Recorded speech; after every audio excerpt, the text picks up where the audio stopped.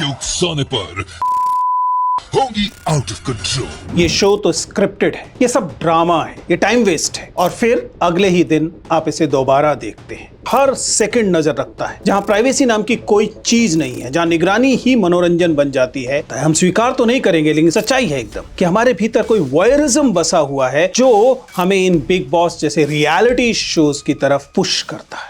Reality show का पूरा मनोविज्ञान ही ये कहता है कि दर्शक स्वयं इस खेल के हिस्से बन जाएं, वे खुद को खिलाड़ी समझने लगें, वे खुद इसके गुलाम हो जाएं। मुझे इस गुलामी से चिंता है। एक शो में जब रणवीर इलाहाबादिया वाली कंट्रोवर्सी हुई थी, तब लोग चौंके थे कि ये शायद बाउंड्रीज क्रॉस हो रही हैं।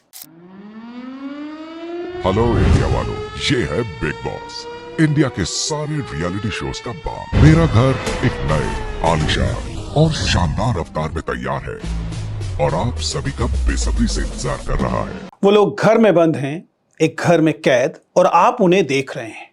क्यों देख रहे हैं? क्यों एडिक्टेड हैं आप उन्हें लगातार देखने के लिए? हर सीजन आप वही बातें दोहराते हैं।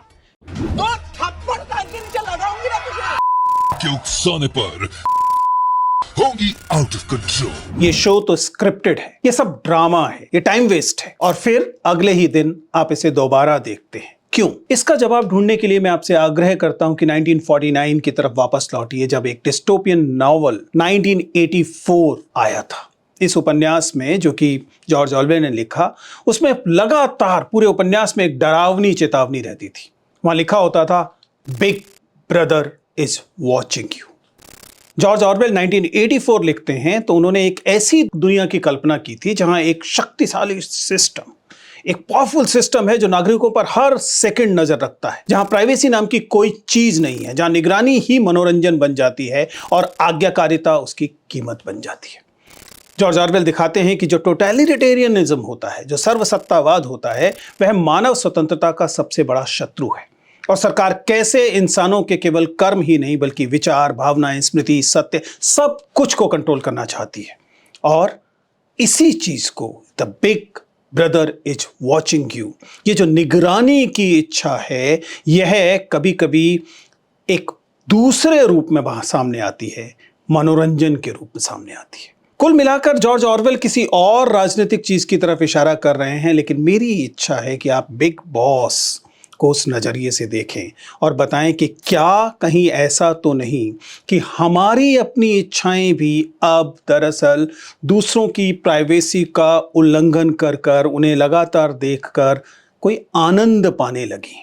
क्योंकि सत्ता के लिए एक पैंतरेबाजी हो सकती है, सत्ता के लिए ये एक तरह का एक सिस्टम हो सकता है, जिस सिस्टम में वो आपको लगातार कंट्रोल करने की कोशिश करते हैं। लेकिन this big brother is watching you, मुझे यह कथन अहम लगता है। आप डिनर करते हुए जिस शो को देख रहे होते हैं उसे कहते हैं बिग बॉस, लेकिन असली ट्विस्ट है, ऑरवेल ने निगरानी, सर्विलेंस के लिए चेताया था, आप उसे सेलिब्रेट करना शुरू कर देते हैं। आपको आनंद आना शुरू होता है जब आप लोगों के बीच में झगड़े को देखते हैं, आप ट्यून इन करते हैं और इन अनजान लोगों को जज करना शुरू करते हैं और आप ब्रेकडाउन्स को ऐसे देखते हैं, किसी के अंदर इमोशनल ब्रेकडाउन हो रहा है और आप ऐसे देखते हैं मानो कोई मनोरंजन है, कोई खेल है। Why does a show that millions click to watch still leave you cold and quietly guilty when the lights go off? क्योंकि स्क्रीन पर जो कुछ चल रहा है वह सिर्फ मनोरंजन नहीं है, वो एक आईना है, एक मैग्नीफाइंग ग्लास जो कि हमारी अराजकता की, टकराव की, इसकी तरफ झांकने की जो सामूहिक भूख है, ये जो हमारे अंदर लगातार एक पीपिंग टॉम बनने की जो चाह है, उसको दिखाता है। हम स्वीकार तो नहीं करेंगे लेकिन सच्चाई है एकदम कि हमारे भीतर कोई वॉयरिज्म बसा हुआ है जो हमें इन बिग बॉस जैसे रियलिटी शोज की तरफ पुश करता है। नमस्कार, प्लीज सिट डाउन में आपका स्वागत है। आज हम इसी चीज को समझने की कोशिश कर रहे हैं, हम इस पैटर्न को पकड़ने की कोशिश कर रहे हैं कि दिन पर दिन, एपिसोड दर एपिसोड ड्रामा बढ़ता जाता है। झगड़े दिखाई देते हैं, आंसू दिखाई देते हैं, धोखा दिखाई देता है, रोमांस दिखाई देता है, रिडेम्पशन दिखाई देता है, बड़े बड़े दाव खेले जाते हैं, भावनाएं असली लगती है। शो का दावा होता है कि रियल लोग, रियल रिएक्शन, लेकिन सच्चाई क्या है? क्या जिसे हम रियलिटी टीवी कहते हैं कहीं वास्तव में उससे कहीं ज्यादा गहरा, उससे कहीं ज्यादा अंधेरा भरी हुई चीज तो नहीं है? आज हम समझने की कोशिश कर रहे हैं कि बिग बॉस कैसे आसमान छूती टीआरपी लाता है। मेरी सबसे बड़ी चिंता यही है। वो लोग क्या दिखा रहे हैं तो इंपॉर्टेंट नहीं है, आप क्यों देख रहे हैं यह इंपॉर्टेंट है। ये टीआरपी इतनी ज्यादा है, अभी हम डाटा बताएंगे और आपको हैरानी होगी, क्योंकि ये दरअसल सोशल डायनामिक्स का की एक ऐसी सच्चाई को सामने ला रहा है जिसको हमें बहुत खेद के साथ समझना और देखना चाहिए। Because it is not just about watching chaos, it is about being shaped by it. So, first of all, let us understand why Big Boss still dominates the screen.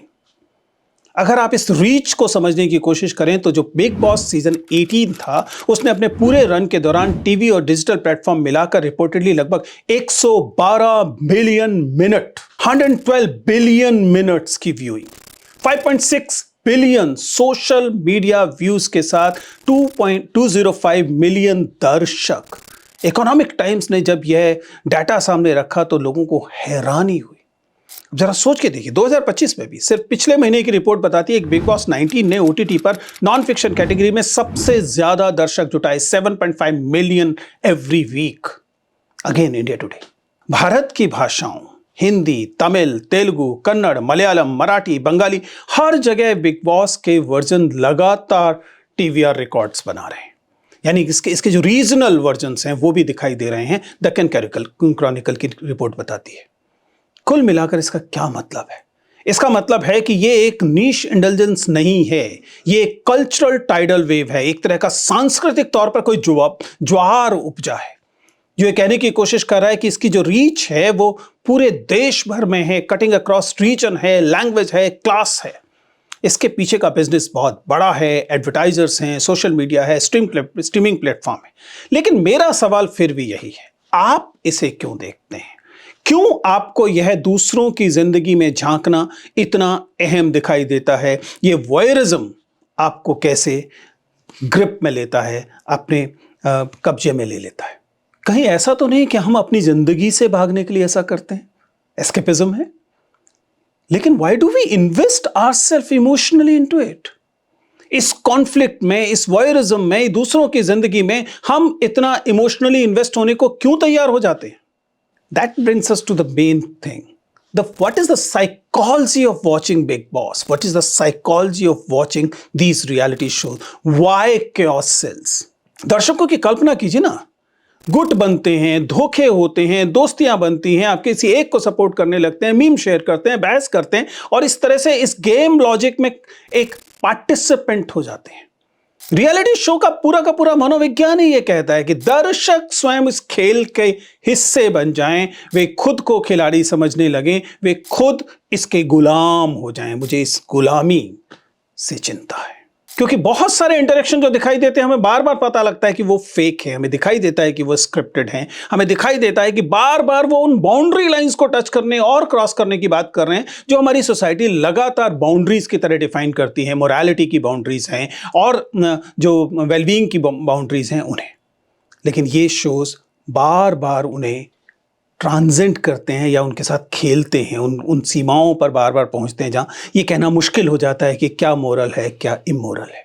क्योंकि कई मामलों में ऐसा लगता है कि जो समाज में चल रहा है वही तो रियलिटी शोज में दिखाई दे रहा है। एक तरह का एक पूरा सिद्धांत है जो कहता है कि ये सोशल मिरर है।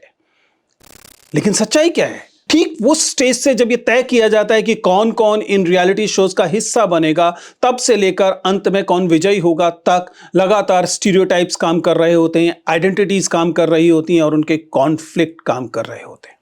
क्योंकि ये सिर्फ ये नहीं दिखाता कि कौन कौन लोग साथ साथ रह रहे हैं, ये पूरा पैकेज है जो दिखाता है जेंडर रोल क्या है, क्लास कॉन्फ्लिक्ट क्या है, स्टीरियोटाइप्स क्या हैं, आइडेंटिटी की फॉल्ट लाइंस क्या हैं।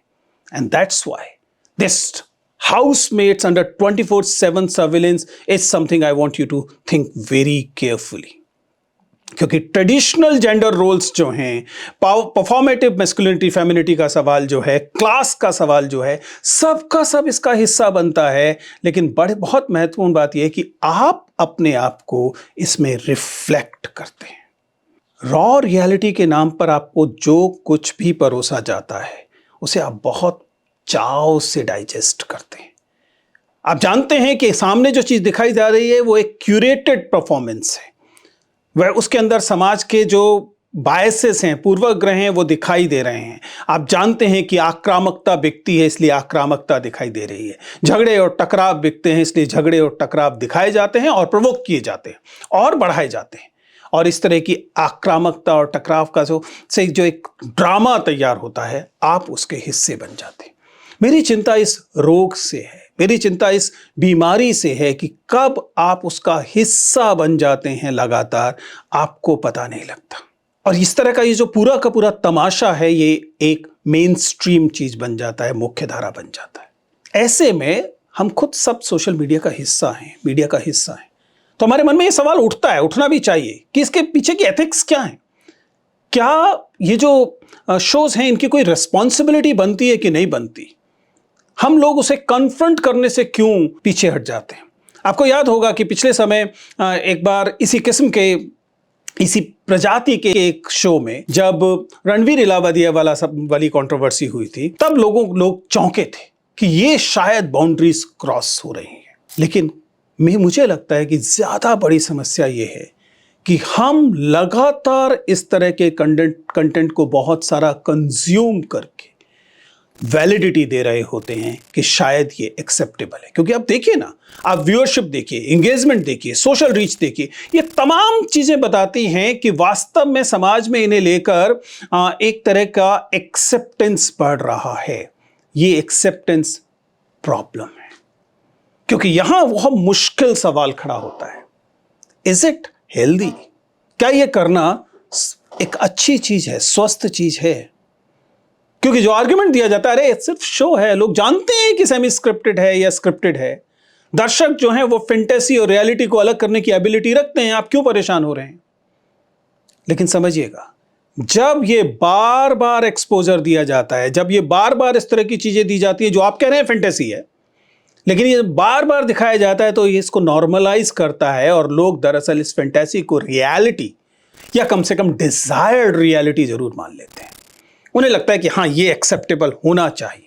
और अगर सारी चीजें सेंसेशनलिज्म ही लेंस बन जाएगा, जिससे सारी चीजें देखी जाएंगी, रिश्ते भी देखे जाएंगे, संघर्ष भी उसी से समझने की कोशिश की जाएगी, आइडेंटिटी भी उससे देखी जाएगी, तब इसका मतलब है कि everything become scripted.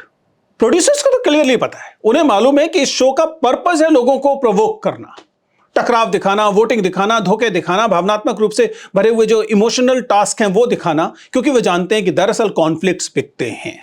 Outrage, chaos, drama, ये सब जो चीजें निकलती हैं, इससे वो बिकती हैं।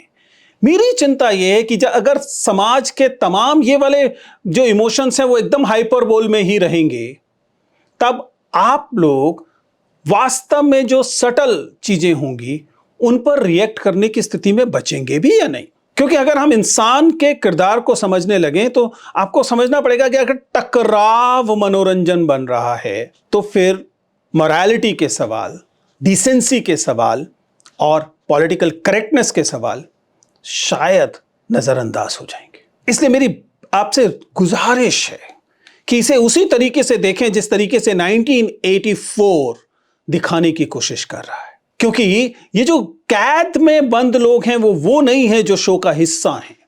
कैद में करोड़ों लोग हम बंद हैं, क्योंकि हम उसका हिस्सा बनने को आतुर हैं।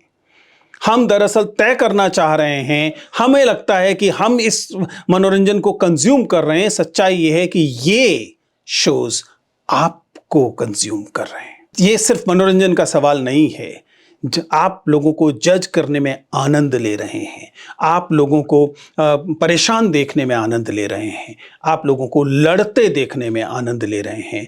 आप कुल मिला के उस कल्चर को नॉर्मलाइज करने की कोशिश कर रहे हैं जहां ह्यूमैनिटी जो है वो गायब हो रही है, जहां पर जो एम्पैथी है वो धीरे धीरे गायब हो रही है। ये सिर्फ हमारे और आपके केवल देखने वाला मामला नहीं है। मेरी ज़्यादा चिंता है कि आपको सोचने से रोकने वाली चीज़ है। Because at the end of the day it is the critical thinking जो गायब होती है। इसलिए माई रिक्वेस्ट कि don't be part of the voyeurism. आप सिर्फ न देखकर भी प्रतिरोध कर सकते हैं, और अगर आप सिर्फ इतना करेंगे तो आप देखेंगे कि आपका प्रतिरोध कम से कम उन बिलियन वॉच मिनट्स को तो कुछ कम करेगा, and that will be a protest in itself. Thank you.